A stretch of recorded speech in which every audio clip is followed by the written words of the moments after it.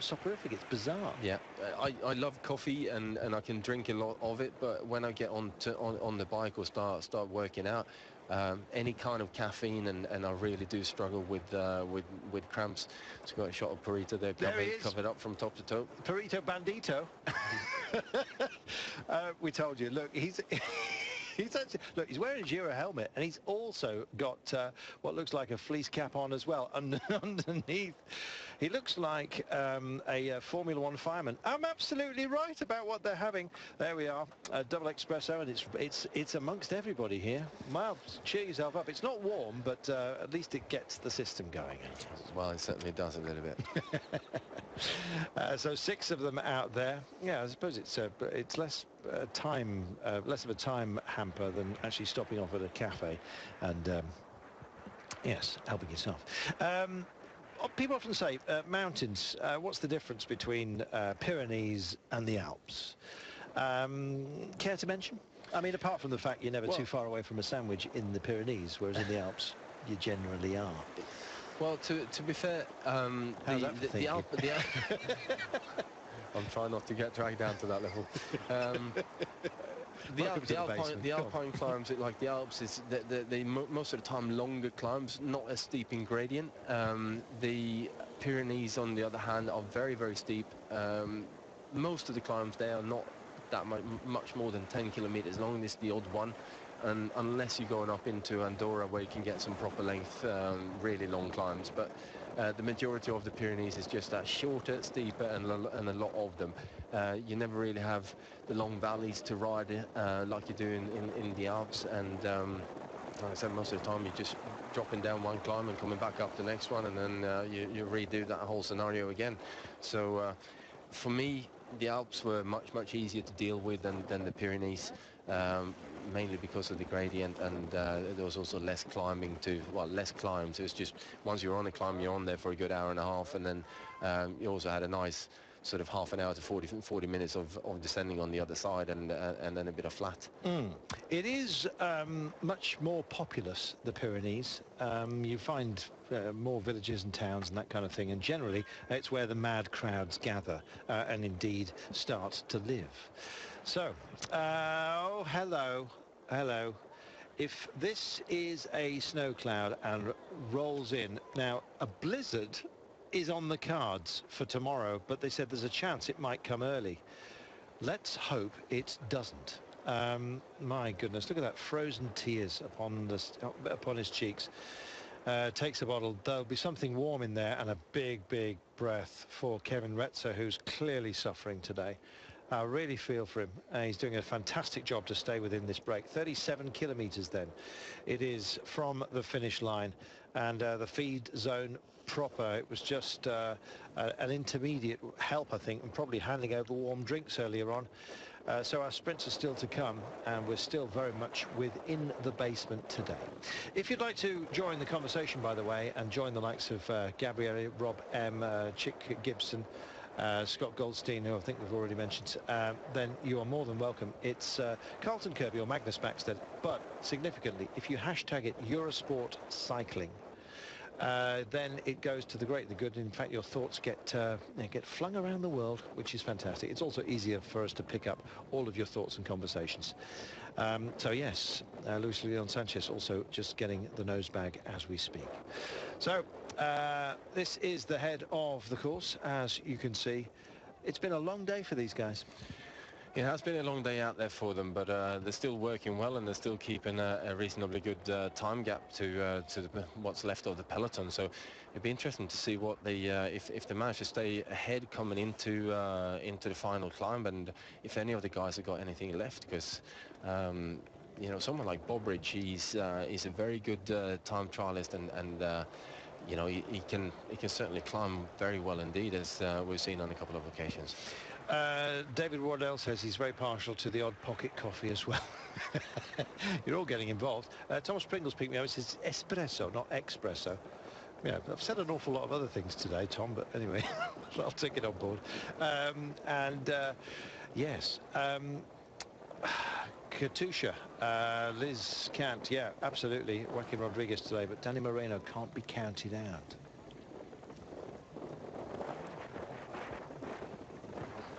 Yeah, just seen a time gap there for 3 minutes for the breakaway riders, so still holding on to that gap. Lost a couple of seconds since they got down on the flat, but not that much, and obviously the Peloton aren't too worried about it. They haven't really put the hammer down yet to try and bring them back, so it might be that they get left out there until we start climbing, and then it's up to you know, the teams to start putting the pressure on the climb. Mark Peach writes in on Twitter and says, on cold days like this, can't the riders have tea or coffee in their water bottles? They do. It's quite often it's tea with honey, and yesterday we saw not too much honey, understand, and not too hot, otherwise it will cause you a burn as it sticks and stays. But yesterday we saw them actually tipping, sorry, in the Tirreno Adriatico we saw, it's been a long old time. In fact, it was the Milan San Remo. There you go. Shows you what a garble it goes on in my mind at the moment. Yeah, we saw tea being used on knees and hands and elbows and that kind of thing. Yes, so yeah, they can get a warm drink, which is why they had that intermediate handover as they came off the Molina and down here ahead of the first official feed zone. So yeah, taking on some warm drink is a real treat, frankly. Inside the bidons, by the way, or should I say in the feed bags, you do get the odd little treat along the way, stuff that you wouldn't normally think would be handed over. Just confirmation of that gap is over 3 minutes. What were the more unusual things that were supplied to you on a busy day? Well, on a busy day you tend to stick with just, you know, gels and energy bars and you know, just fast energy stuff that's easy to put into you and you know, stay focused on the bike. But some of the longer days, maybe flat day, where you know you're not going to be too busy, you just got to sit there and wait for the final sort of 30-40k and get and do the sprint, then you know, it'd be nice to have the odd bit of cake or anything really that's kind of just changing the what the content or the feedback really to keep you eating more than anything else. It's like when you know there's a treat in there somewhere, then you tend to go through your pockets a little bit quicker, obviously, unless you get that treat the first packet that you open up on the day, at which point that was pointless. I remember one rider telling me that he actually picked up the wrong feed bag along the way, and in fact the call went out. He had a look in, it was just full of I was trying to not brand it, but I don't know the alternative word, Haribo chews for kids. There was loads of them, and he just chucked it. And then on the radio it said, has anyone seen our team principal's feed bag? It's got all his jellies. That's what I was looking for. It's got, there are other jelly sweets available. It's got, where is it? Staged them. Wasn't going to get into trouble, but clearly he picked up the wrong bag and chucked it because it was like, what? I would have put them in my pocket because they're actually quite nice when you sit on the bike, and they tend to you know, it tends to be my favorite sort of thing to eat when I'm out training and I'm really, you know, I've hit the hunger wall and you know, struggling to get myself back home. Swing into a gas station, pick yourself up some jelly, whatever, and have them, and they tend to pick you up quite well actually and carry you back home. It is bizarre, just while we're dwelling on this feed zone as a sort of intermediate stage 2 today. It is amazing that some people get handed, you know, there's in-flight little tins of Coca-Cola, there are of cola drinks available, and people often say it's a bit strange to see riders taking that on and not sort of you know, pure out-and-out sports branded energy drinks. But you know what, a treat's as good as a rest really, and quite often it is just that the sugar and the caffeine, and it does the job. To be fair, there's only so much of this stuff as we're coming up to the next intermediate sprint. Well, that's by negotiation, and straight through it goes Michael Koch, who was in the break yesterday. Yeah, but there's only so much of this high octane, high energy food that you can put into yourself, and that your stomach is happy to deal with as well. But also, you know, it's the flavoring, you know, having something slightly different on occasion. You know, the energy food tends to be that little bit on the sweet side, and that's why I prefer to have, you know, a bit of sort of ham and tomato with some soft cheese in bread rolls, just to get that little bit of a saviour taste at some points. And when you're sitting out and you're doing the amount of days racing that these guys are doing, and ultimately training as well, you know, you've got to just have stuff, whatever you fancy eating has got to be with you, and you know, that means that you keep on eating, so any energy that goes into you is better than nothing. You know, I know certain riders still, they certainly more now than they used to be when you know, when I was at my top, but certain riders nowadays, they go by purely the sort of branded sports nutrition, and you know, there's nothing wrong with that. If you're happy with that and you cope with that, then why not? Talking about big names and helping out, Mark Gomez quite rightly pointing out that the likes of Volta Contender taking turns on the relay, they're not just overly protected. It is their job to help out, and in fact, if you lean too heavily upon your teammates, it backs into you. There's payback time when you call upon them. I'm not saying mooded, but you don't want to burn them too early. Contador, you know, is such a phenomenal athlete. He has so much power at his disposal. He's actually lethal on occasion in things like a team time trial, because he's so keen to just get on with it. He can break the team. So yeah, he's more than aware of his power, but also sharing a little bit of that out, because he'll reap the benefits of the returns that he gets from his teammates later on. Definitely. I mean, certainly when you have individual riders that are strong in a team time trial like that, they can break up and completely ruin a team time trial, and is basically fingertip feeling to do a well-controlled and effective team time trial. You just need to ride with what the team has, and ultimately ride to the weakest link. If you're feeling that much stronger, you don't actually go any faster. You just take a longer turn, which means the rest of the guys get to rest a little bit more. But I know so many riders do struggle with this, and it's something that we're not nowadays, when we don't have the team time trial as a nation's world championships, where, you know, we do have team time trial for trade teams, but it's not a national team event anymore. And with that, you know, there's less focus on the team time trial in the younger categories than there used to be, and I think that's a mistake from both the UCI and from the national governing bodies, not to have that event in the youth categories and the juniors and the amateurs, because if you can ride a team time trial good and ride it at some pace, then it tees you up for whatever you're going to do within your cycling career. You can live with high pace for a very, very long time.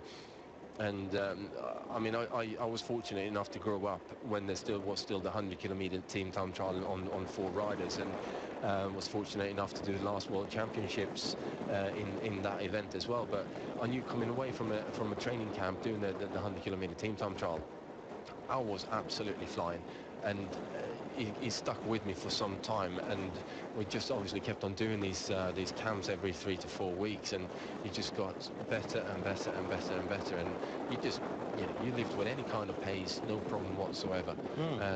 So I think, and obviously the skills involved as well, in terms of understanding other riders and what's needed to do, and how much power you put into the pedals and in specific occasions. That's something that you can't describe it to a rider. You can't teach a rider by showing them video clips or anything like that. It's something that you have to get out there and do and understand and get the feel for.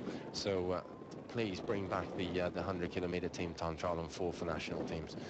There is an appeal from yes. from Magnus Backson. Just drifting by TJ Van Garderen, of course, Chris Froome. You never know really what's going on within Chris Froome's mind, because he's always staring at the ground. It's just his riding position, not overly safe, of course. And if you're wondering why we're going on about team time trialing, that's essentially what they're doing at the moment in this basin. They are relaying nicely in their team groups, and all taking their turns, because it will be the mountain men, the GC guys, that go for it.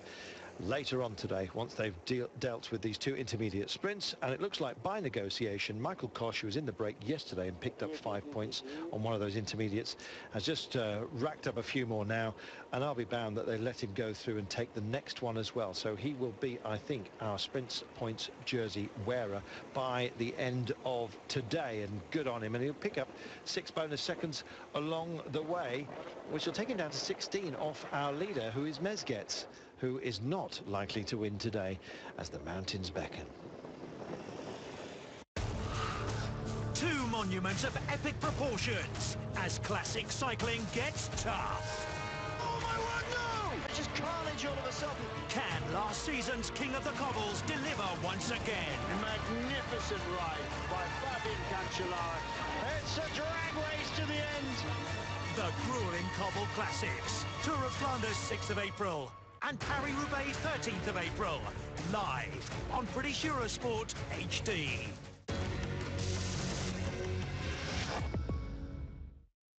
Bora, a revolution in the kitchen.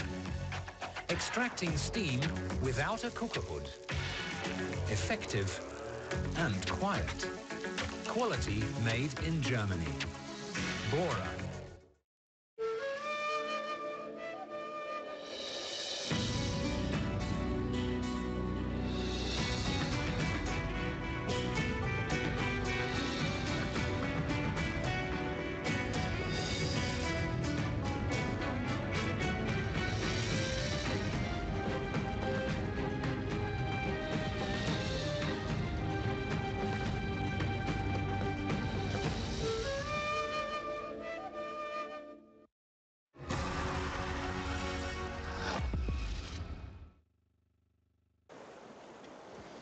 Welcome back. 31 kilometres remaining, and the pack are on the tail of these guys, but still not overly worried. They're going to roll through this group of 6 breakaway riders: Andre Recites of Astana, Jack Bobridge of Belkin, Michael Koch of Cannondale, Europcar's Kevin Retzer, and Samuelo of CCC Polsat, and Rudy Mollard of Cofidis. But their card is marked, and they have behind them been team time trialing in the basin, which is where we are at the moment. We came off the Cruetta, the cruel mountain. We're now dealing with this. Incidentally, over the top of the Cruetta went Jack Bobridge, and he'll be in the King of the Mountains jersey. Koch, who was in the break yesterday, has taken the intermediate sprint, the first of them. We expect him to be allowed to take the second as well. So yeah, everyone is wrapped up and ready for action, and action you are going to get. It's billed as an ultimate test, this, ahead of what is going to be a very busy Grand Tour season. We have, of course, got the classics. Very much looking forward to that popping up, and of course Paris-Roubaix, and it's an anniversary coming up. It's the 10th of your great victory, mate.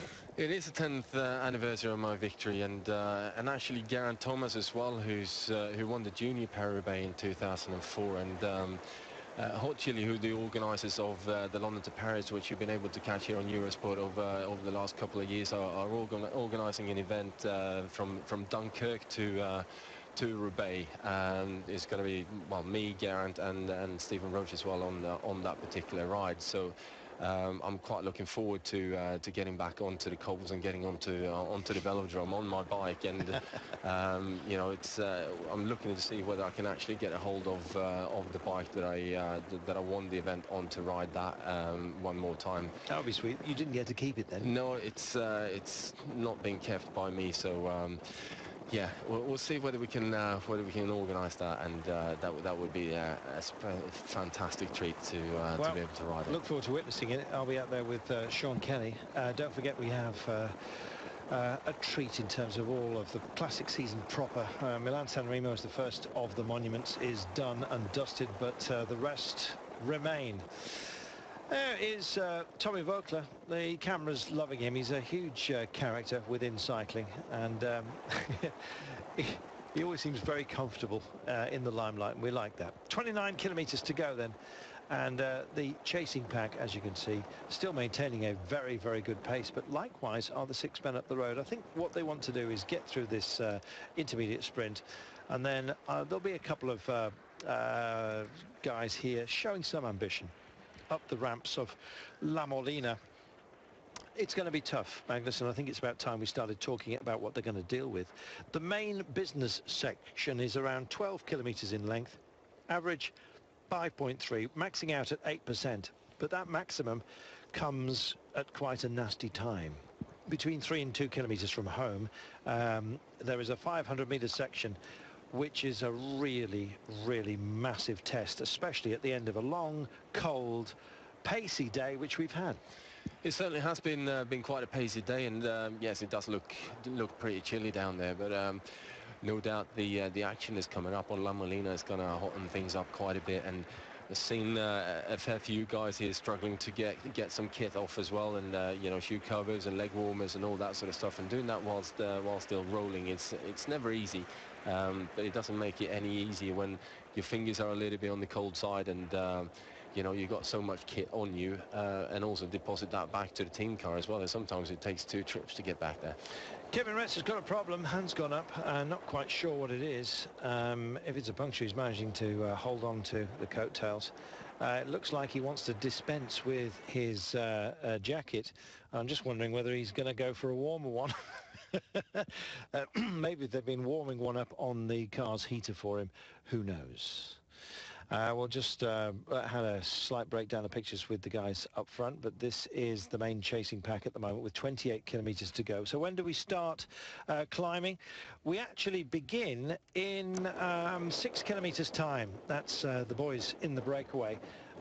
It's a sort of an entree, if you like. There's a very slight downhill to Alp, probably aptly named ALP, but we're never dipping today below, what, 1,100 meters above sea level, and it is extraordinarily cold. Warm tea being relayed on. That was Martin Kohler, the Swiss BMC rider, who's absolutely racked full of bottles. He probably won't want to hand them over because he's getting an awfully nice warm back at the moment with all that hot tea to hand out. The hot tea can be used in many different ways, and I saw a couple of riders in the Milan San Remo taking after my little thing there, which I did in the 1998 Tour de France as we came off the Col de Galibier, and it was that cold that I couldn't do much with my hands. They were just completely frozen. I was still in short arms and legs, and rather than drink the tea, I just opened the cap of it and just poured it straight over the top of myself, and kind of got then realised it was hot chocolate. Exactly. yeah, exactly. Vitzi's written in, as a number of you have, about the graphics and particularly about Slovenia. I'm fully aware that they are showing the Slovakian flag, but honestly, it's nothing to do with Eurosport, and I can only apologise on behalf of our host broadcasters, who over the last couple of days have really not done Luka Mezget's his full credit by showing his own national flag. So there we are, dealt with that. So many of you getting animated about it. We've said, we've mentioned it, nothing's happened, but it is not a Eurosport issue. It is our friends at the Volta of Catalunya, and believe me, it's one of the least of our worries that we've had. All together within the pack, the teams I should say, we still have that 6-man breakaway, but within this grouping they're in colour blocks because they're looking after each other. There are some riders who are starting to suffer, have just been tailed off ever so slightly. Some of those don't look happy. We've just seen Jerome Beignet, who was in the break at the beginning of this, and he doesn't look like it. In fact, it was a break yesterday into Girona, so not quite on stage 1, but yeah, he's clearly been found out today. And we have got a gentle whittling down, and it looks like Samuelo has backed out of this one. There he is. He's back at his car as we speak, also taking on some sustenance. There is a cut-off. It's almost cruel, Magnus, that you're not allowed to constantly be allowed to go back to the car and get your jackets and get your feed and get your bottles on a day like this, but you can't have that kind of thing going on when the action's at its white hot on a very blue cold day.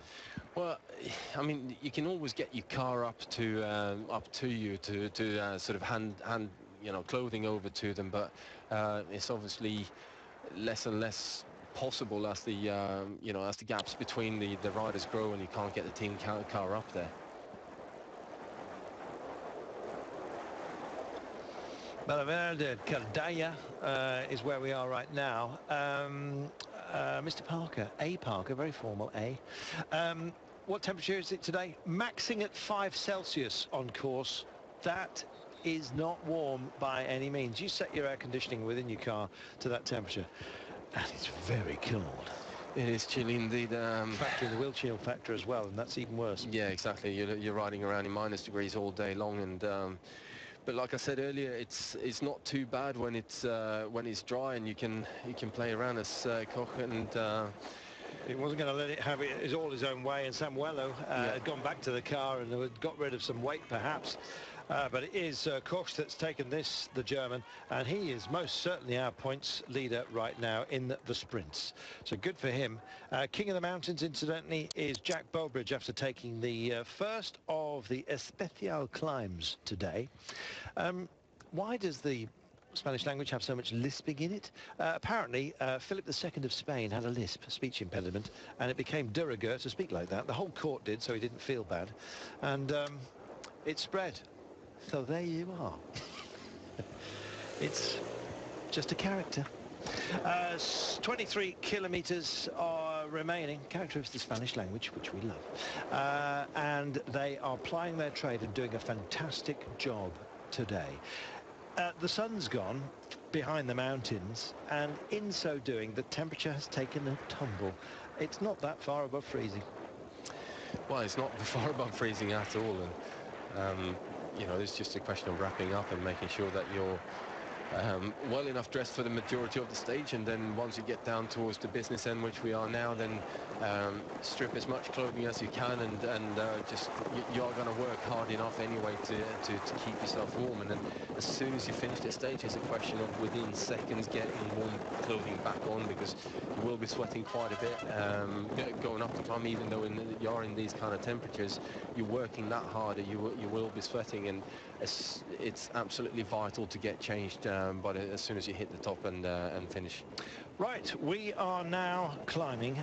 There will be a little section of respite after they make the turn up the mountain as we come down to Alp, but it's extraordinarily small. I think it's about 1,600 meters, something like that, before we get onto our final climb proper.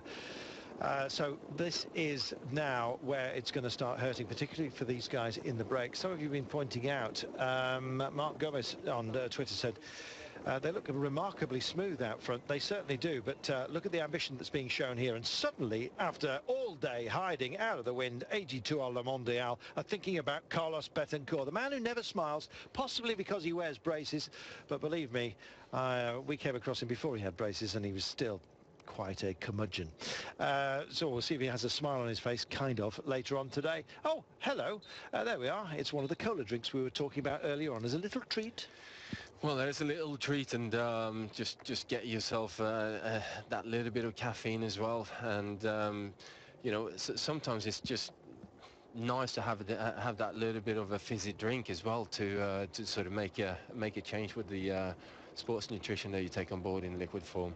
Thank you very much for all of your thoughts, questions. Most of you seem very happy, which is great. If you'd like to join the conversation as we get into our climb today, then please feel free to do so. It's Carlton Kirby or Magnus Backstead on both of us on Twitter. But if you hashtag Eurosport Cycling, then your thoughts are easily picked up by the great and the good within the company, which is terrific. Time then to just have a little bit of an injection in pace. This has been called for, and Sergio Paulinho, it is of Portugal, that is doing the job. It is, of course, Alberto Contador that's called for this. They've also got the big engine that is Rory Sutherland, the big Aussie powerhouse within their team, who can take a great turn as well, particularly on the early ramps. They are climbing proper, Magnus. Just look at the pace. Yeah, well, they're getting on to the lower slopes of La Molina now, so you know, the speed itself will drop, but certainly the work level will go up. Yes, and it already has, and I think these guys will start to thin out. Somebody's going to bid for glory and just keep it going for the sponsors as we get up here, but that looks like a I'm not saying that the will has been knocked out of them, but they know the task at hand, and indeed those who are behind them are just racked full of greatness. Well, they certainly are, and they're still working hard, though. They're still working well together. It's just going to be interesting to see whether any of these guys have got the legs and the climbing ability to try and go on their own and see whether they can stay out there for that little bit longer. Obviously, if you climb well, 20 kilometers to go here now. There's still a possibility that, you know, with a 3-minute head start to the peloton, you could get yourself onto you know, a reasonably good finish. Whether you'll be able to stay ahead of the great climbers that are coming up, that's a different question. But certainly, you know, top 10, top 15, you know, stage finish is certainly possible, and you know, you're setting yourself up then for a nice general classification. I'm wondering what Chris Horner is going to do today for Lampre Merida. He's had tendinitis, bless him. When most of us reach for the slippers and the remote control, Chris Horner decides to go and win the Volta. But he is back, and he is apparently not too bad at all in terms of condition. Great that Lampre picked him up, gave him his contract, and we'll see how he goes today, because it's a real toe-to-toe test with others who might come higher up a list when it comes to the Grand Tours for this year. Froome, Contender, of course, Betancourt most certainly. Don't count out the likes of Quintana, Rodriguez, and let's not forget Dan Martin, who is not foremost in our thoughts, but could well completely prove us wrong today, because he's an amazingly explosive talent and could go brilliantly. We'll see. 20 kilometers to go. Who's your pick for today? Oh, that is a very, very difficult one. Let's put Chris Froome and Alberto Contador to one side, shall we? All right. And think of somebody else. I was just going to say, looking at Contador's form from earlier on in the season, you know, he's certainly not a relatively safe bet as such. But if we're gonna stick ourselves out there and go for someone else, I'm gonna pick Quintana today. Great. Quintana is a very, very good choice. It'd be, personally speaking, I'd love him to do it. Second, the Tirreno Adriatico, often called on to help others, but now very much a team principle. Betancourt as well. This is going to be a big test for him. While he went to the Pyrenees, everyone else went to the Tirreno Adriatico, and we find ourselves wondering whether Contador versus Betancourt would have been an absolute classic. Well, we've got it today, and Chris Froome is also within the mix. Oh dear, hello. This is precisely what you don't want at a moment such as this, because the efforts to get back on in the cold are almost magnified, Magnus. Well, there are a little bit on bit more to do, but he's still, you know, within the convoy of the car. So you know, he'll probably just use the cars a little bit, get yourself back up into the peloton. He shouldn't have lost too much energy, but it's always a bit of a danger when you start taking your clothing off, that you end up sticking it in your wheel or something like that, or dropping it. And it gets tangled up in your chain. Was it George Hincapie who had to stop with a feed bag actually wrapped around his gears? There's been so many, so many of these incidents, and they tend to happen, well, relatively frequently, I've got to say. Right. Arredondo was 5th in the Tirreno Adriatico, and I don't think anyone's going to be looking at him. He's also sort of out of duty. He will have been a bit light-handed today. Zubeldia is gone, so is Danilo Hondo. I know Hondo wouldn't have been a feature today, but he's got some pretty handy riders alongside him, like Jens Vogt. Yes, Jensi is here, shut up legs and all that. And Robert Kieselowski as well, who was 7th in the Tirreno Adriatico. They had a good run there, so over those peaks they worked well together. Out of the two between Kieselowski and Arredondo, I think Arredondo will go well today. We accept that this is likely to be Froome Contador party today. Who else gets invited, or who kicks the door in and invites themselves? We're going to find out. 18 kilometers to go, 2 minutes and 15 is the gap. The pack are on to the 6 men who are up the road. This is where it all happens, up La Molina.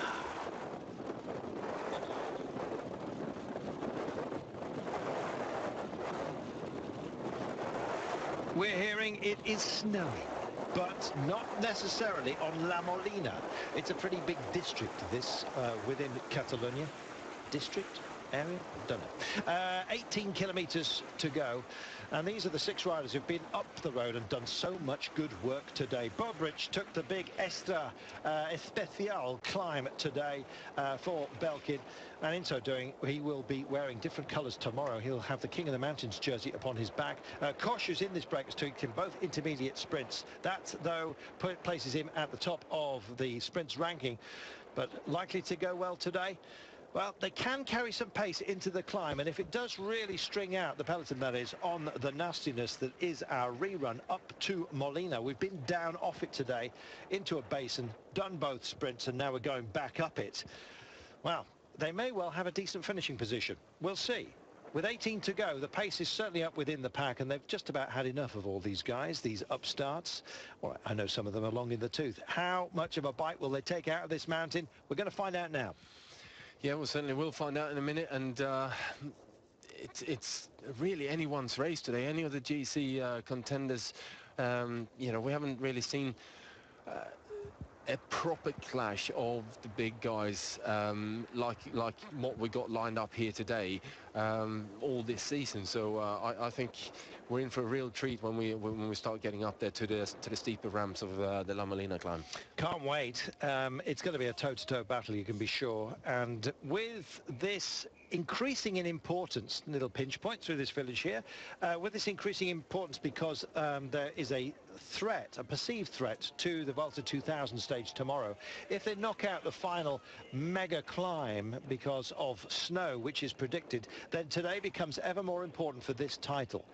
And titles are extraordinarily important. You might say, oh, well, it's only the Tour of Catalunya. It is a big, big test, this, and it has drawn some huge names. Okay, the mega men may have been separated in choice, really, stuck between the Tirreno Adriatico and the Pyrenees, but they're here, and this is their kind of day. Well, it's certainly their day. It's you know, uphill finish and the big one at that. So you know, it's up to them to show now what they've got and where they are. And it's nice for all of us to see as well what conditions the boys are in now, getting into towards the classic season. So Katusha pick it up. Movistar likewise. Movistar, of course, working for Nera Quintana. Quintana looked very cold earlier today. We'll see whether he's managed to warm himself up. Katusha, of course, working for Perito. He looked like a bandito out there because he had his entire head swathed with what looked like a body warmer. It's probably a snood or something like that he's pulled up. But he has not been happy earlier on. And as soon as they get beyond the tree line yet again, he won't be happy once more. So maybe that works against him. Maybe the old head wrap was just something for the complexion. We speculate. Rigoberto Urán is off the leash. He is going to be allowed to go for this. No domestic duties for him. Hasn't got to look after Kwiatkowski or anybody like that. Chris Froome's back after an absence. He was in Oman, of course. He was supposed to go to the Tirreno Adriatico. Mano a mano with Alberto Contador. Didn't happen because of a minor back problem. Then again, Richie Porte's bug was described as a minor issue as well, just a 24-hour thing, but he's out of this, a recurrence of that from the Tirreno Adriatico. So you carry your injuries, especially at the early part of the season. It can knock back your form. Has Chris Froome got it? Got to find out today. Alberto Contador looking magnificent. Tirreno Adriatico, he was the daddy, more ways than one. But did he have the ultimate test of going against Froome? Well, he's got Urán, Rodriguez, Quintana, Betancourt's also here, don't forget. Super job by him in the Pyrenees and indeed the Haute Var. And then we've got defending champion Daniel Martin, who can turn it on. You know that Chris Horner can do so. He did it in the Vuelta. He's here. And don't count out even the likes of Ivan Basso. Everyone else looks at each other. He's got his chance today. There are so many fish to fry today. Certainly there are. And we're just going to have to wait and see who goes first, really. I think that's the big question right now. It is. 17 kilometres to go. And Katusha are on it for Joaquim Rodriguez. Do you think he's hurt today? By the conditions? Potentially. I mean, the smaller the guy, the easier they struggle with the cold, but then again, most of the climbers are of a reasonably similar kind of frame, and you know, it's just going to come down to really who's ready for this, and it's the same for everyone. So I don't think there's much to discuss in terms of, you know, is it too cold for them? Is are they going to be hampered by it or not? You know, it's the same for everyone out there, so you just got to get on with it. Technical question from Mike Lenehan. He says, will some of the Peloton be using Pro compact gearing for the climb today? I don't think today will be a compact gear kind of climb, but they'll probably be looking at 25 or 27 on the back.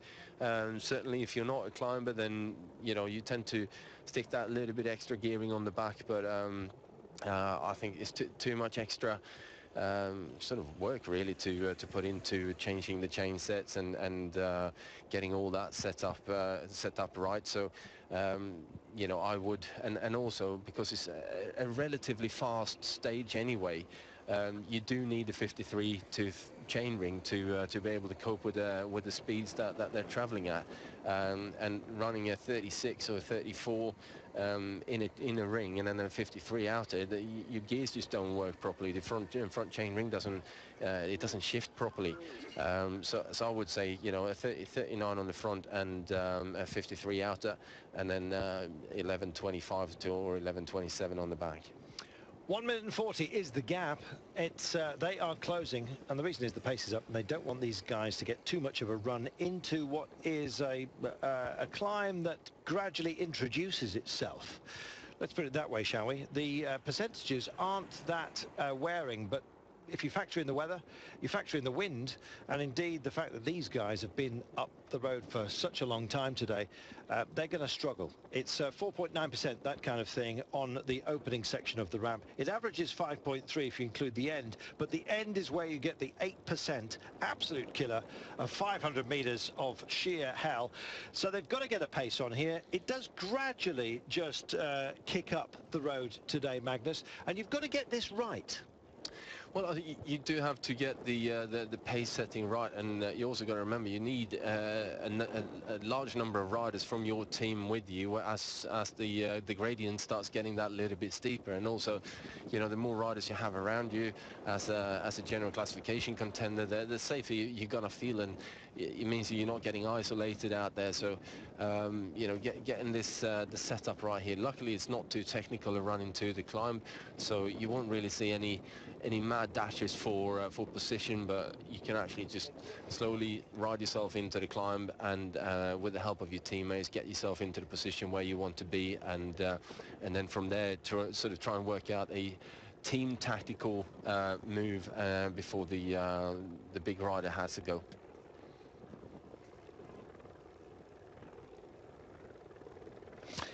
Giant Shimano are also just getting themselves involved. Luka Mezgec is our Slovenian leader at the moment, heading for Alp. Sounds like the way the Australians would name something. There's an Alp there, mate. We'll call it Alp. I do love that about the Aussies, by the way, the big bite and all that, the snowy mountains. What more can you want? 15 kilometers to go, and the pack are closing upon our brave breakaway, and bravery, I think, is the main characteristic today, particularly Kevin Retzer in Europe car, dead center of your screen at the moment. He really has suffered today. His tears have frozen upon his cheeks, bless him. They're going under one enormous cloud at the moment, and that has got snow in it. Certainly looks like it from here. Yeah, it's dramatic. What a backdrop. It's like Valhalla, for goodness sake. You'd know that, being a Viking. Who is going to take the big reach today? Well, they've timed it apparently perfectly, the pack. I think they will join them in around 3 or 4 kilometers time. So with 10 to go, we're likely to be all together, and then all hell is going to break loose. Normally, you don't really want to catch the breakers too early, but on a day like today, hello, 10 down, will he do a Stelvio today? I'm not sure on that one, but definitely he's a rider who's going to be very important for Rigoberto Urán. Yes, most certainly. We will see how De Gent, I beg your pardon, not 10 down. Laurels 10 down, good enough, but De Gent up the Stelvio and did an amazing thing back then. I don't think it's steep enough for De Gent today, but he will be there as helper to Rigoberto Urán, you know. They've got Alaphilippe as well, who's that cyclocrosser. Took a summit in the Tour de l'Avenir. He's also been a pacey man. I think he'd probably be on burnout duties early on. What do you reckon? Well, I think they will have saved him a little bit for today, just to kind of test him out as well, and put him under duties for a run to do the job later on. So there's a few new combinations coming up, and you know, from the different teams as riders move teams, etc., etc. And you know, it's going to be nice to see who's got the winter training done properly, and where we end up with all this. Yeah, exactly. Where will we end up? Well, we're going to end up with some big gaps. I think it might be a more compact group because of the way they've been nursing each other today, mainly due to the conditions, I guess. Maybe there's some fresher legs than perhaps we'd have first thought here, Magnus, and the group might be bigger than we are assuming. Well, it will be big at the bottom of the climb. It certainly won't be big by the time we get to the top, I can guarantee you that. 1 minute 14 the gap. It's a kind of holding station right now. This is Bridgeable in very short order with the sort of explosive qualities that we have, and we know that some of the great riders who are here can muster. The loss of Richie Porte from this race for Chris Froome, how important is that going to be? I think it's going to be relatively important for him. I mean, this is really the first proper day now for all these guys to test it out, and also the first time Chris Froome is really testing the European climbs this year in, you know, borderline winter conditions as well. So all of these things are important for these riders. Thibaut Pinot is one that's been not exactly off our radar. We certainly know he's here, but Francis Dejeux getting themselves into a safe-ish position. When you do have a little bit of direction changes on a climb such as this, as the break do indeed look like they're not having the happiest of time of things, just starting to rock and roll a little bit. And in fact, we've got Sam Wallah, who I said somebody might have a go late on as the pack approaches, and Sam Wallah has gone for it, and Kevin Retzer trying to prove everybody wrong that he can ride most happily within the cold. I'm not sure how much kidology this is, but we've got two riders who've just nosed off the break with 13 to go. Yeah, definitely. I think Kevin Retzer is certainly a very strong rider, and you know, he's been around for a few years and knows exactly how to handle himself in these conditions. It won't be the first time for him. 13k, and they're already doing an awful lot of over-shoulder looking, and when that happens you realize that the pack are not that far away. We've got decent highways on the approach here, so there's plenty of options. The surface excellent up La Molina. It's a big resort, incidentally, for skiing. We've seen the chairlifts going still, so they're holding on to the snow caps at the top, but what that means is there's plenty of options for guys in the pack here, and the pack are indeed on the way. This is Jussi Vaikkonen, the Finnish champion for Francis Dejeux. They look up for this. Yeah, they certainly do look like they want to be part of the party, and you know, now is the time to really set yourself up for it, so why not? Yeah. And Thibaut Pinot, you know, he's certainly proven in the past that he can climb as well, and you know, his main sort of difficulty in the past has been descending, but hopefully he's got over that. Well, he got over all the peaks today that he needs to, and just have to go up now. We do have a ramp very late on where it eases out after that awful 8% at the end of the day. It's under a minute now from the riders that have gone up the road, and we are now numbering 3 as Rudy Mollard of Cofidis also decides to join Kevin Retzer of Europcar in the green, and CCC's Sam Wallah. They're doing a decent run, but I think Koch getting the sprinters jersey today, Jack Bowbridge getting the mountains jersey, and Recites from Aston are probably going to drop back and just maybe help out a little bit. They've got Liu Westra, Paolo Tillerolongo's not bad either, and Fabio Aru is that sort of motor man, I think you might say, for them. 12 to go, and the hurt is about to start. Well, I think it started a couple of kilometers ago, because although they're still traveling at a relatively good pace, it is going uphill, and you know, you have to work for every meter on this particular stretch. But looking at the pace in the peloton, they are coming at them quite quickly.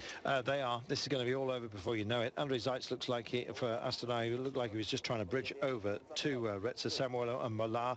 But Bowbridge and Koch have done their job today, and they just want to not rest on their laurels, but I think it's job well done, and maybe they can help out a little bit further back.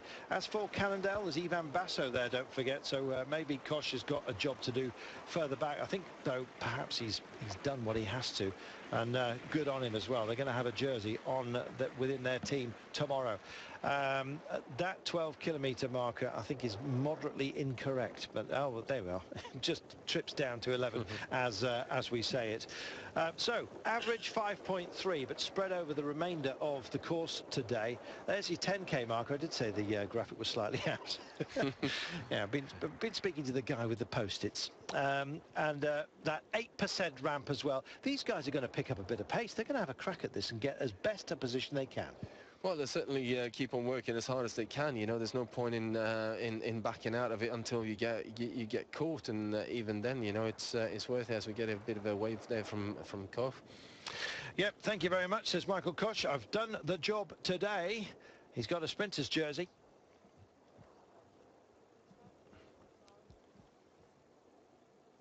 10 kilometres to go. A six-man breakaway has started to break down on the final ramp test right now. There it is, maximum 8% for you.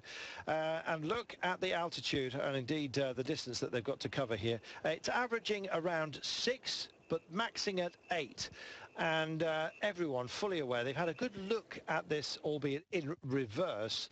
But on the cards, they will have previewed this, especially as we have the biggest names in GC contention right here. Pace being picked up at the moment by Omega Pharma Quickstep. We had a look at Thomas de Gent, who we mentioned his Stelvio exploits last year, but that's not going to be repeated this time by. No, because it's just not peaky enough for him. It's not long enough and painful enough. Will Oran take the step forward? He's got to do something, I think, just to put his own mind at ease, I guess. Never mind ours. Well, I think Thomas de Gent is definitely on duty for Rigoberto Oran, and I think Oran will certainly, you know, get there. You got to remember as well, it's been a change of team, change of bikes, change of pretty much all the equipment that he's been riding, and sometimes it takes a bit of time to get used to the environment that you're in. But you know, class doesn't leave you overnight, that's for sure, and if it ever leaves you, and I think Rigoberto Oran has class, so you know, I'm expecting to see him. If it's not today, and definitely very, very soon, he'll start showing his what he can do a little bit.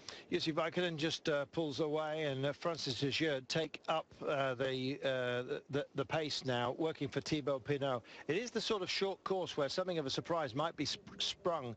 We believe that Volta 2000 tomorrow might be hampered by snow, so they might knock back the final big climbing test of this Volta Ciclista Catalunya. And if they do, then today becomes extraordinarily important for much of the pack here.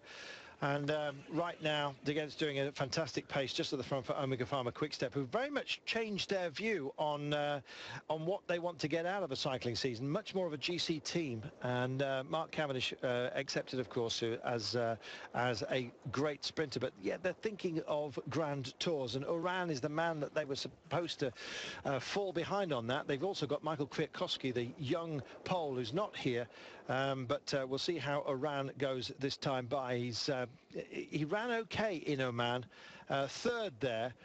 Froome dominated. How will he go now? 9 to go. We think 8 actually, but 37 seconds only between the remaining men from the break and the pack.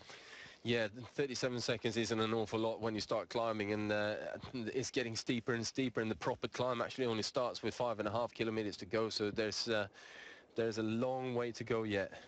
An awful long way to go, and a lot of checking over shoulders, and Recites does indeed make his way back on. We saw Michael Koch already going back into the pack, and I think Jack Bowbridge is already there as well. And you can see out of the saddle, almost Contender styly goes Rudy Mollard as he just tries to relay back on and stay with Retzer. And Recites looks like he's given up the ghost right now, and I'm not surprised. It's been a very, very long day as Kevin Retzer of Europcar goes to the fore. Well, it's going to be fireworks time at the end, and I suspect really we should be dwelling on the pack at the moment, because there's all sorts of position work going on. At least they've got a wide highway with which to play on. Yeah, it is a nice wide road for them to deal with, and that's why we haven't really seen any major sort of scrapping for positions in the peloton. It's quite easy to get to the front if you need to and when you need to. It's just making sure that you stay near the front of the group and that you don't have to sort of well, that you don't get caught out when the attack starts to come. Recites is joins with Samuelo, one man remaining then, and it's Kevin Retzer. A couple of stages in Martinique, how different must it have been then. 6 in the Loire Atlantique, though, just ahead of this, and that's not a dissimilar kind of terrain. There's plenty of hills to be taken. Possibly the wind as well, he can cope with that. Plenty of that blows around Martinique, and so he's doing a good old job for his team right now. Meanwhile, Commodores Wallah and indeed Andre Recites of Aston are about to get caught. And look at this, they're taking shortest routes even through such a wide highway as this at the moment, and the pack are coming. They certainly are coming. It looked like one of the riders is going off, easing off the front of the peloton there. It could actually have been an Omega Pharma quick-step rider, so it might just have been that the Ghent was keeping that little bit too high a pace, and the rider on his wheel didn't quite fancy following him. It's not a smile, it is a grimace, and it's on the face of Kevin Retzer. And here we go. That is Recites and Mollard about to get caught. Sky rider on the front there, or just off the front with Movistar just keeping the pace. There we are. Movistar just behind them. It is Tinkoff Saxo. And it's all done for our breakaway riders, I'm afraid. 22 seconds is the gap right now on this little ramp section. And they're still working at it rather nicely. And it's Switsu yet again setting the pace. We've seen him do this on a number of occasions early on in a climb. Their order will have had to have been amended, Sky, in terms of protecting Chris Froome, because Richie Porte, as we've already told you today, is absent. Tummy bug has befallen him again, as it did in the Tirreno Adriatico, which doesn't bode well. Movistar then thinking about Quintana. They're here in their navy blue with a big green M upon their back. Cannondale also here. Ivan Basso is their man that they're looking for. In fact, he's at that duo up front right now. Michael Koch doing a great job for them today. A little bit further back, or at least alongside, I should say, Alberto Contador from Tinkoff Saxo in the yellow and blue behind. So Katusha as well, they're in the gutter at the moment and just fighting for a little bit of space. And BMC, who we haven't really talked up, Darwin Atapumo might have a go today. You probably would expect him to work for Sammy Sanchez, but it might be order reversed, because Atapumo, the Colombian, is on terrific form. Arredondo from Trek Factory Racing, don't be afraid or indeed surprised to see them up there. And we also got TJ van Garderen as well for BMC Racing, so they're here with a very, very strong team. And interesting to see who they decide to work for. But what we were reading before the race actually started was that Sammy Sanchez was here as the team leader, and everyone was going to work for him. So we'll have to wait and see whether Sammy has got the legs to this early on in the season to join the party up with the big guns. Well, he got the contract, of course. I think that's Niemiec, Przemysław Niemiec of Poland, is just coming through for Lampre Merida. I haven't really seen the distinctive, very wide handlebar style of Chris Horner, but I wouldn't be surprised to see him in there as well. 7 to go then, and it looks like it's all over for Kevin Retzer. Of course it is, and this is the reason why. Goodness me, look at that. It's not a shoal of sardines. This is a pack of sharks at the moment, and they are wondering about when to roll the dice. You're going to see a couple of individual efforts today, as well as those teams who are blessed with, or those great riders who are blessed with teammates. You can always latch on, don't forget, but strategy will start to play a hand, particularly when it kicks up to 8%, and we're not that far from the line. No, 6 kilometers to go. This is where the proper climb starts up to La Molina, and you know, how long are we going to have to wait before we see the first attack coming? I don't think it's going to be that far. I don't think it's going to be that long either. And I think Nairo Quintana is teed up beautifully for this. He's got some great workers alongside him. If he's found some warmth, then good on him. And it may well be that he embarrasses some of the other major names who are here. Haven't seen much of AG2 à la Mondiale, but it's all about the pace.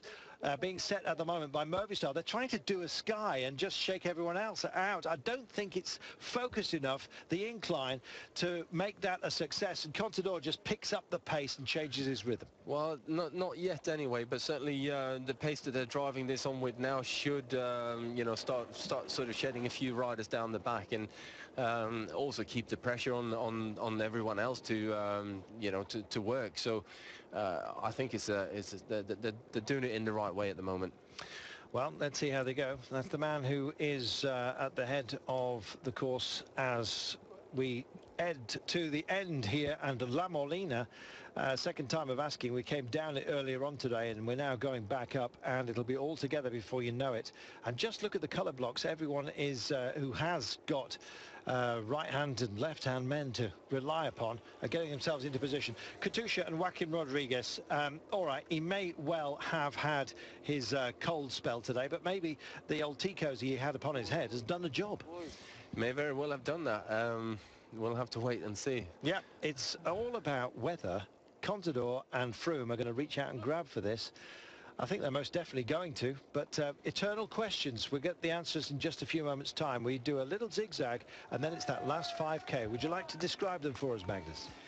Well, the climb itself is one of those where it just gets steeper and steeper and steeper up to the final sort of 2 kilometers or so, or even into the last kilometer. And it's a climb where you have to you can't go to spend too much energy too early, because then the last couple of kilometers will find you out. And we've certainly seen in the past a few riders really struggling through that little section there with from about 3 to up to 1.5 kilometers. So it's going to be an interesting one.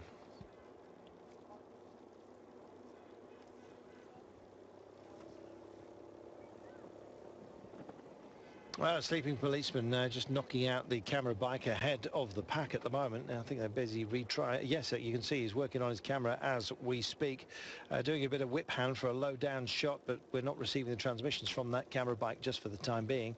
The sleeping policeman just giving them a little bit of a kick. The cameramen do have a support pole, and that looked like a swift move, and it looked like the leader's jersey as well. And in fact, it's you'll have to forgive me from distance there. One of the Kaya Laurels riders coming through. Don't forget they've got Luis Leon Sanchez, and they've got Amit Chiruka as well here. Yeah, Chiruka's already been on the attack on stage 1, so he's certainly keen on racing, and always tends to be. 5K to go, and it's still Movistar. They've got plenty of manpower here for Quintana. It's down to 4 from 5 now.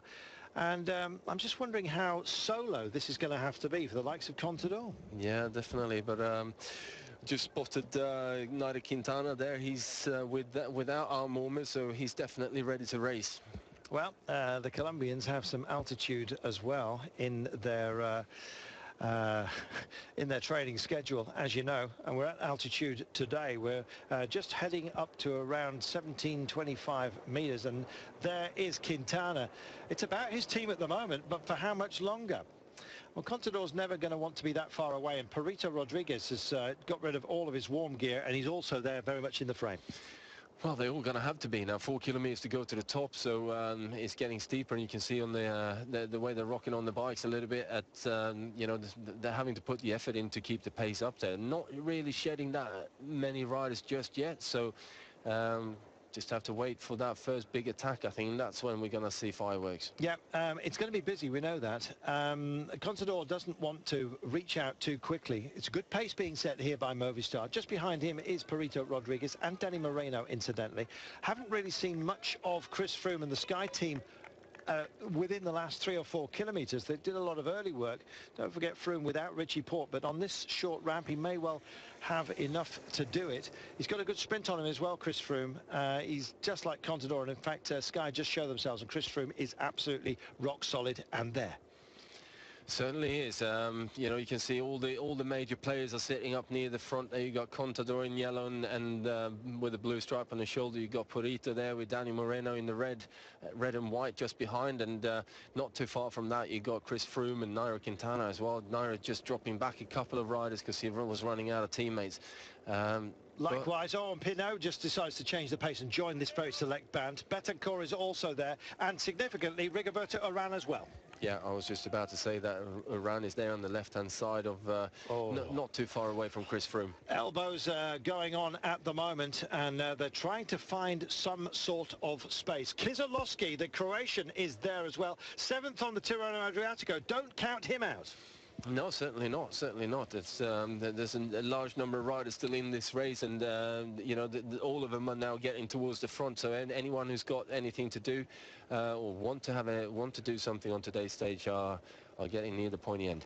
Now, at the very last, this is where it gets the most difficult. 8%. This is its toughest ramp, between 3 and 2 kilometers to go, and you can see it as the camera looks down the mountain. Essentially, there we are, 3 to go. This is where the hurt comes, and this is where, if you're going to make a break for it, I suggest it's now.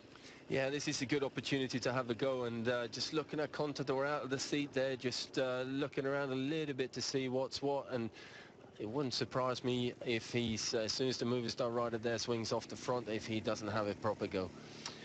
Oh, dear me. Well, call this one. You'd be brave to do it, especially at the way this has shaped up. We've got such a huge selection going on right now. Atapuma is there. You got Jakob Fuglsang up here as well for Astana, so, you know, he's there ready. Fuglsang was knocked off the list, actually, and erroneously, but very much here and part of proceedings. 3K to go, nearly 2, and this is going to be a huge mountain sprint, essentially. There are so many riders here, and any single one of at least those in the top 15 at the front of this pack could do damage. Well, they're leaving it very, very late to start the attacks, and you know, the tempo's up there. It's certainly fast enough, but you know, no real big attacks coming yet. Dan Martin is here, by the way, and he's got a couple of teammates alongside him, and Ryder Agidal has also made it all the way up here. Ah, goodness me. 3K to go. It's a little bit less than that. They'll be under the 2 banner before you know it, and we're passing the coaches, which are going to take the riders back down the mountain and drifting into position. The brown and white of AG2R, and Carlos Betancourt is here. Yeah, got David Lopez coming up on the left-hand side for Team Sky as well to try and assist Chris Froome should he require him. So it's a big pack of talent right now, and they're running out of road, and Belkin also decide that they're going to come and join the party today. Yeah, they certainly have. Ten Dam, is it? Has he made a long lunge? But I've got to say, there are lots of options. Steph Clement even is happy in this kind of terrain. Short and punchy. 3K, 2. Now they go past that marker, and still nobody's reaching out. It's going to be a mass bunch go for it at the line. I was going to say sprint, but to be honest, it might get rather ragged. We'll see. Here we are. Oh, and it's Roland, I think, that's gone for this from distance for Team Europe car, and suddenly lights it up. And it's that Dan Martin that's also joining the fun with Fuglsang. It certainly looked like Dan Martin. We'll have to check now. No, it's not.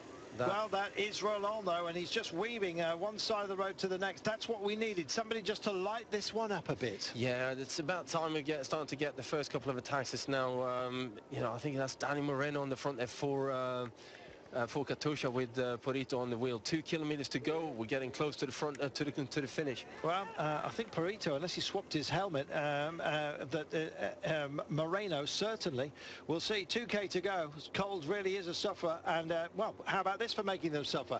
Fuglsang decides to just kick off, and the Great Dane, well, he could carry on. I've got to tell you, the Scandinavians and the Norse have had a great run of late, not least Christoph in the Milan-San Remo, and he's reaching out, and he's on this little ramplet here, and it eases up. This is actually the easy section. Can he possibly get the jump on absolutely everybody? They're still looking at each other. Well, someone like Fuglsang certainly can do this. He's a great climber, and you know, can certainly pull this off. Reaction is needed from the rest of the peloton, and no one's really feeling the urge to have a proper go here today. Well, he's just struggling on deciding on what gearing he's going to take right now, and still there's no move, and Katusha very much there with 2 men on front. They're trying to refine, I think, Rodriguez, but nonetheless, maybe the cold of today has just taken a lot out of them. And the later we leave this, the more it kind of starts playing in the favor of Rodriguez with a big punch towards the end. There's been a response, and I think it's AG2R Le Mondial that have gone for this on behalf of Betancourt. He's probably tired of it, and Movistar as well, just refining themselves. But is it all too late? Fuglsang's capable of a great change of pace when he needs to. He injected something there on the last of the difficult ramp. He'll take the Flamme Rouge in just a few moments' time, and he may well have mugged the field here. There's the Flamme Rouge. Now he's been caught. Time then to go for this, and time is indeed of the essence. Rodriguez is there, but he's a couple of men back off Moreno, who's lighting this one up just now. Yeah, Moreno's doing a big turn on the front here now, but Chris Froome in a good position there as well, a third wheel, and just behind him you got Porte. Contador's looking like he's pulling a few faces. Quintana on the wheel of Contador. Just behind him as well, we've got Betancourt as well from AG2R, Le Mondial. Pino's also in there. This is amazing. And Rigoberto Urano's there as well, so this is going to definitely be an interesting finish now. Is it all too late though, as Fuglsang got the drop on everybody? Again, here comes Froome. He's decided to kick off and make the attempt to bridge the gap, and in so doing, as he lights it up, Rodriguez goes with him. Perito, and as if by magic, Contador and Quintana. Well, they thought that this would be a quartet surely to finish this one off, but they reckon without Fuglsang, who's gone up the road. No, Fuglsang has been caught. He got caught just now, so it's it is about this quartet then. Unbelievable. Well, the cream rises to the top, and that's what we've seen right now. Apologies for that. Oh, it's kicking up, and Froome decides to put on some hurt, but look who's staying with him. It's Rodriguez, and it's Contador, and it is Quintana. What a quartet. Yeah, certainly a nice quartet. This one is Perito has a go. He does, and takes Contador with him. And Froome, can he follow? Is he a bit race tired? I'm not sure, but Rodriguez is indeed going for this one. Perito hits out, explosive. He wants to deliver on occasion, and it looks like he has absolutely nailed this. He's on the flat ramp now, and he's not going to get caught. Perito has decided that this day belongs to him, and nobody else is going to stay with him. The man who many say is the eternal second place. Is it going to be? 300 meters to go, a little bit less now, probably about 200 meters to the finish line, and Perito's definitely got this. It's a massive attack that he put in him. They managed to hold Contador off. Fabulous performance. Apologies for Fuglsang, but there we go. He turns into town, almost hits the barriers as he does so. This is going to be a hugely popular win for him. He'll take this, thank you very much, and he cruises like a glider across the line. Job done for Perito. He makes it count. Contador next. Big question mark, though, was the response time of Chris Froome. He's eased up now, knowing the day's not going to be his. Quintana comes across the line. What a day. Yeah, Quintana, and then TJ van Garderen ahead of Chris Froome, and yeah, what a finich! Very late attack, but nevertheless quite a deadly one from Rodriguez. And you know, as soon as they were leaving it to within the last 2 kilometers to start really racing hard, everything was played in the favor of Rodriguez, because he's so punchy. He's got such a good attack on him, and he's able to turn over a big gear on these steep inclines as well. So they were really just playing into the favor of Rodriguez all day long. Look at the minutes click down. A lot of thinking to be done by Chris Froome. I think he missed Richie Porte out there. Richie Porte not on great form. He had some help, but I've got to say, Froome, when it needed to light it up, maybe he's a bit race tired at the moment. He's had a gap since Oman. Well, I would say that he's under-raced at the moment. That would probably be a better term for it, because, like you said, he hasn't raced really since Oman. It's been a long time. He's had a bit of an injury, so it's just coming back into it. So, you know, I'd say that it was a solid day out for Chris Froome, regardless. But what an attack by Joaquim Rodriguez. He's the daddy, gliding like a condor here, and putting plenty to the sword. Absolutely superb. Perito's back.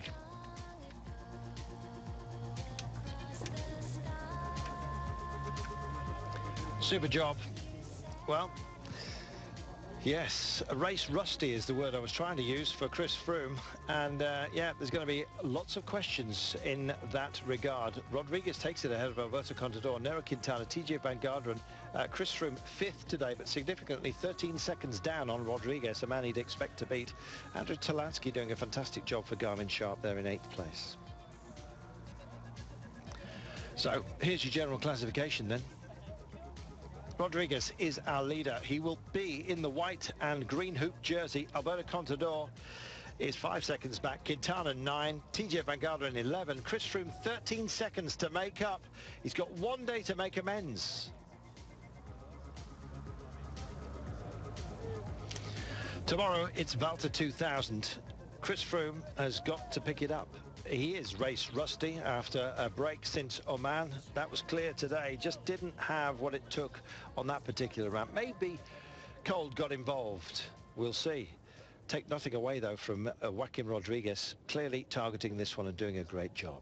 Don't forget Grand Prix de Harold Baker on Friday. We've got, of course, stage 5 of Catalunya still to come. Looking forward to that.